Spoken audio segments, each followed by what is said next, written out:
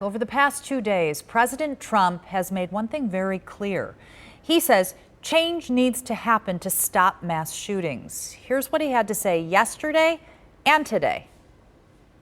We have to get it stopped. This has been going on for years and years in our country. We have to get it stopped. In the 2 decades since Columbine, our nation has watched with rising horror and dread as one mass shooting has followed another, over and over again, decade after decade.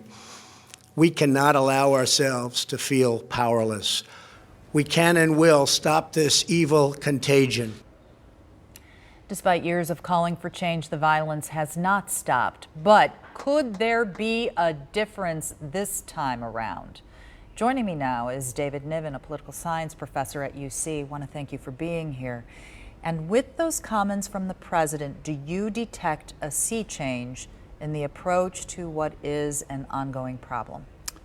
Maybe not a sea change, certainly a change in tone, in attitude, in priorities. I think one of the things that you've seen, there have been tragedies. Parkland comes to mind, where Trump came out afterward briefly advocating an aggressive gun violence prevention approach, but then very rapidly switched directions and almost went the opposite way. One thing different yesterday and this weekend, a conciliatory tone, which is unusual for Trump. A tone of interest in the victims and in speaking out against white nationalist, white separatist kinds of rhetoric. One of the things that has come under fire and criticism, not under fire, probably an inappropriate use of words, but come under criticism is the use of the term thoughts and prayers, that it's not enough, that there has to be action. So if you're looking at action, what is going to have to happen executively and also in Congress? Well, this is the thing about making policy. No always has an easier time than yes.